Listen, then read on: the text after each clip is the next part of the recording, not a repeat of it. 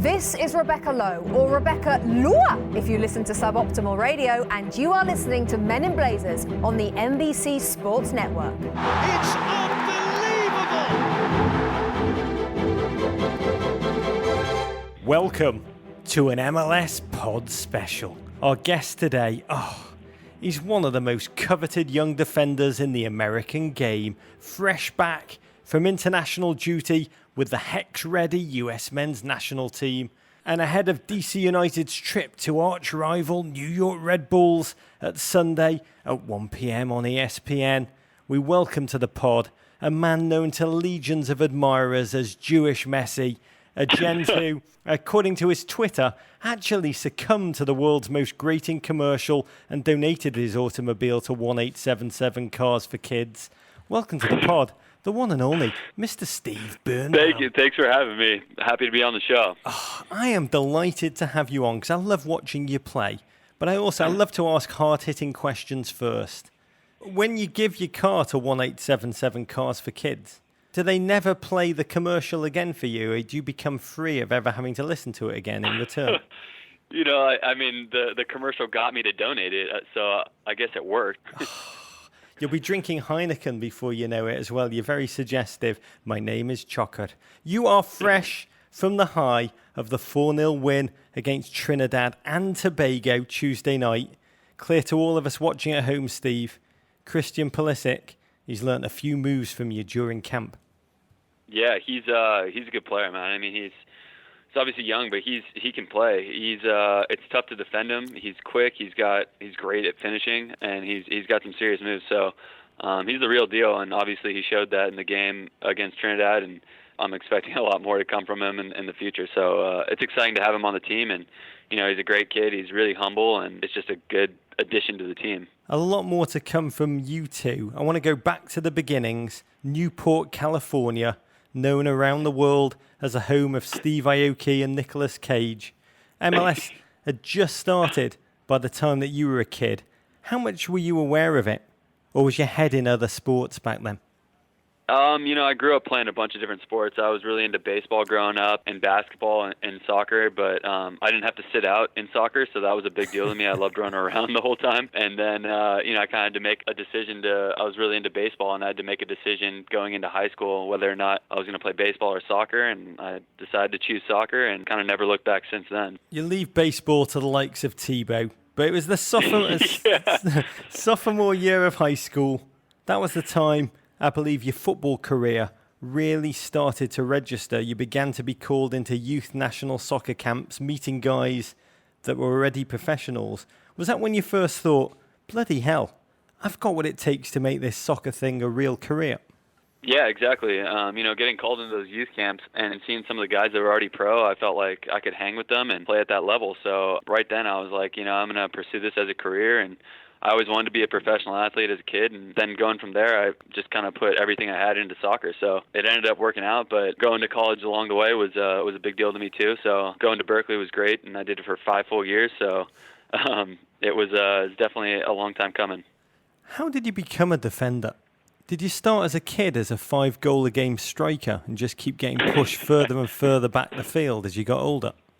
No, I was actually a midfielder, center midfielder, growing up, and then kind of transitioned to defensive mid I was in high school, and then I played D mid my first year of college, and then in college, my coach Kevin Grimes was a center back, and he kind of converted me to center back alongside AJ Soares, and we kind of partnered back there, and I just really took to it and kind of never looked back. Question from one of our listeners, Steve, at Sunny SoCal Rob. Which defenders, American or non-American, or both, have you watched and learned from? Who have you watched game tape of in your past and been like, wow, that's who I want to be? I grew up watching a lot of soccer. One of my friend's moms was from Chelsea, so I kind of grew up watching Steve. Chelsea. I know. So I watched a lot of John Terry growing up, and even though he's left side center back, it was a little different, but I enjoyed watching him play. He's been stalwart there, so I kind of emulate my game after him. That was a trick question, Steve. The answer is obviously Alexi Lalas at Sunny SoCal Rob. I will answer that one for you. Talking about defenders, I had the opportunity to speak to Arsene Wenger recently, And he told me, he said there's two types of footballers. Most of the time, he said, guys who love to win are strikers. And that the guys who hate to lose become defenders. Do you relate to that?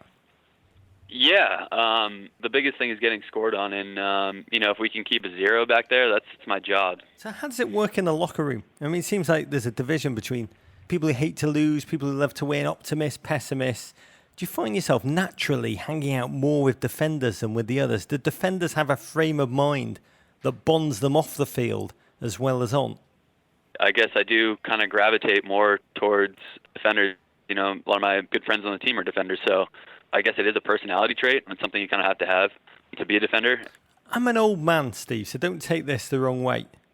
But from a world football perspective, you were pretty old when you started your professional career. You mentioned 5 years of college in Berkeley. Yeah. Hard place to leave. We know. But you were 23 when you came out of college and joined MLS. 25 now, 2.5 years as a pro in. Do you feel a pressure in your career to achieve now to make up for lost time? I don't know if I feel a pressure. I wouldn't have traded my times at Berkeley or Cal for anything. I really enjoyed my time there, and I got to learn a lot, and I think I grew up as a person, and I'm happy with my decision. But at the same time, I became a pro a lot later than most people, so it's tough. You're kind of behind the 8 ball. I'm fascinated then by young MLS players and their experiences of their encounters, of your encounters with the legends like Didier Drogba, David Villa, Kaká, guys who've won Champions League, World Cups, Premier Leagues. Do you feel an extra sense of challenge and an urge to prove yourself when you come up against one of them in an MLS game? I don't know if I feel an extra sense of challenge. You're a little bit more aware of them on the field when you're playing, but then it just really comes down to what you do, and you play your game. So I'm doing my job is to defend a guy like Drogba from scoring, and I don't feel an extra sense of pressure, but you're more aware of the guys out there. You do film on them, and so you see their tendencies, and then you know that throughout the game they'll drift in and out of the front line into the midfield, and you kind of just have to keep tabs of them, keep checking your shoulders, and keep an eye on where they are at all times, because they can pop up and hurt you, and you always want to be aware of them. Who's the toughest guy that you've had to come up against? The toughest guy, I think he's probably one of the best players in the league, Giovinco. He's so slippery and quick and skillful and can hurt you in every way, free kicks, on the ball, off the ball, so it's tough. I can't even get close to foul him. I can barely touch him when he has the ball. I don't know. He's definitely the hardest player to defend in the league. I think you've just given my biography, when I write it, of my five-a-side career, a name. I couldn't get even close enough to them to foul them. Your transition to the professional game was incredibly quick. Jurgen Klinsmann started tracking you early. When did you first hear about his interest? And what did that do for you motivation-wise? Did it change the way you trained? Did it change the way you took to the field? I think I found out that he was maybe keeping track of me towards the end of my rookie year. And then obviously getting called into my first January camp was big. That gave me a lot of confidence. So I think more than anything, it gave me confidence coming back to my club and performing well with them and being a little bit more of a leader at that point. You made your international debut January 2015 in a 3-2 friendly loss against Chile. What's it like to join the US squad? An existing culture, you've got to fit into it quickly. It's together for a short period of time, even in January camp. Do you just try and play it cool and try and fit in? Or do you try and announce yourself from the outset on and off the field? I was a little bit older than some of the other guys who have gotten called in their first January camp, and we had a big group of guys, and you just want to go into it with the right mindset that you belong there. So that's kind of what I did, and playing in that game against Chile and being able to represent your country was a feeling that I'll never forget. It's a great feeling, and it's something that you dream of as a kid. You don't want to let it go. I loved it in the St. Vincent game when they played the national anthem on that single steel drum. It was a little different. I was kind of caught off guard. Yeah, we weren't really sure. It kind of sounded similar to the St. Vincent national anthem, so it was a little odd, but it worked. I hope that catches on, Steve. It was haunting and beautiful. But within that US squad, Who are the mentor figures, the ones who don't see you as competition, but who welcome you and teach you the ropes?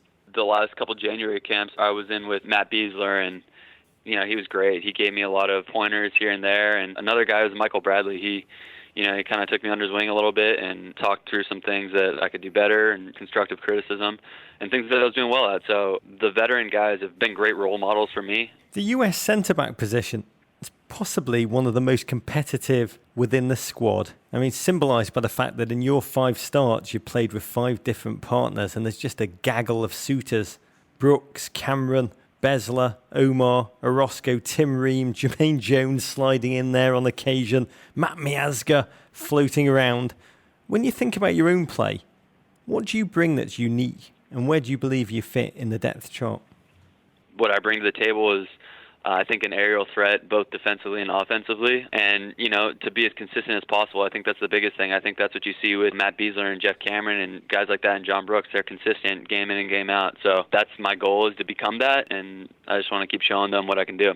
When you put your head on your pillow, Steve, and you dream football dreams, which for me is an every night occasion, lesser for normal people, what fills your mind? What do you aspire to?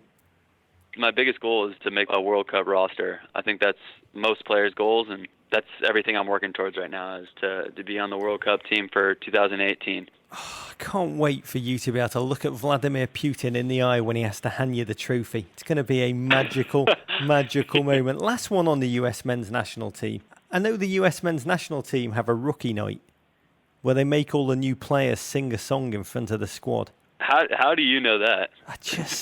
I just, some things I know. I don't know much, Steve, but I know they do. What tune came out of Steve Birnbaum's lips? This was actually down in Chile. It was Perry Kitchen and I and John Kempin at the time. We performed a little trio of a choreography with singing and dancing along with the Backstreet Boys song. It was "You Are My Fire" or something like that. What a classic, just a classic jam. It is a Chicago Fire anthem for the ages. It got the crowd going, it broke the ice for the awkwardness, and it was a fun time. I've always wondered how that feels. Does it feel nerve-wracking when you're up there, or is it a delight to have made it and finally feel that you belong? No, it's definitely more nerve-wracking than anything. You're thinking about it all day after practice, and it's the last thing you want to do is go up in front of all the players and the staff and sing a song that you don't really want to do. Next time, just a hint, incorporate a single steel drum. It makes everything sound haunting and beautiful. But I want to talk about DC United with you. Set to begin play in a new soccer-specific stadium in 2018.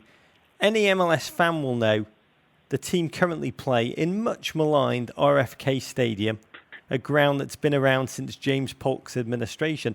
But I was amongst those who watched every DC United home game in their inaugural season.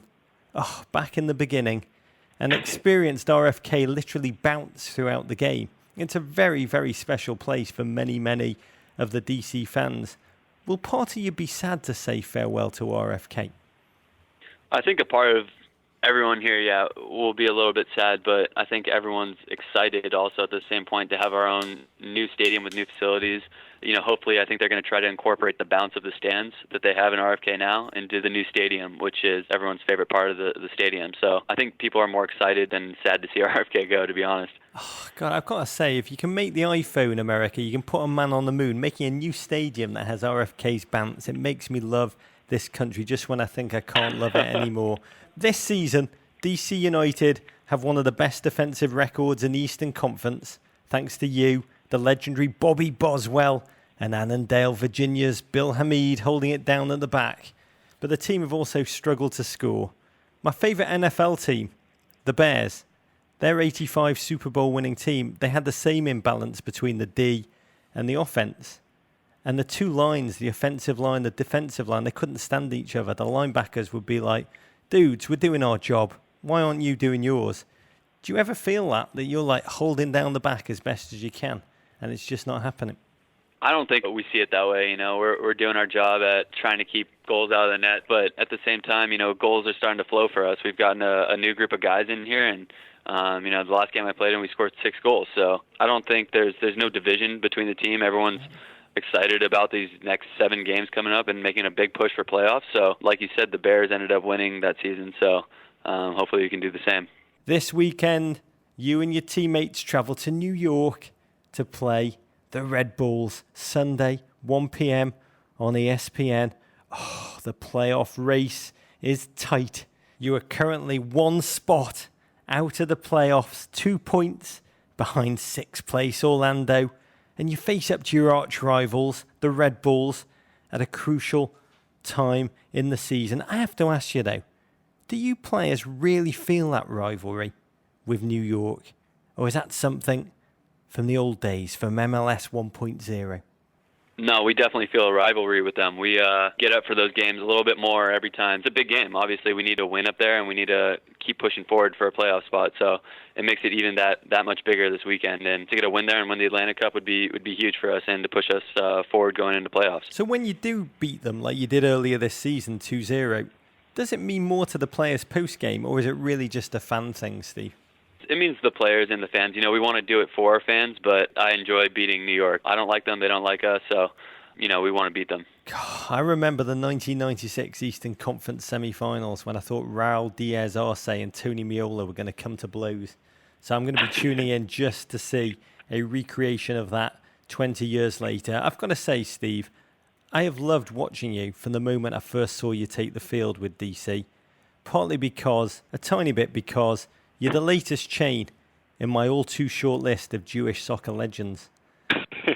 Johan Neeskens of the Netherlands, Juan Pablo Sorin of Argentina, the legendary Jeff Agoose, Benny Feilhaber, the Jonathans, Bornstein and Spector, Yael Averbuch. I think Barry Manilow, Barbara Streisand and Neil Diamond would have to play them across the back in a back three. But few MLS players have been linked to more Israeli clubs than you. But I've got to ask you a Hank Greenberg, Sandy Koufax question.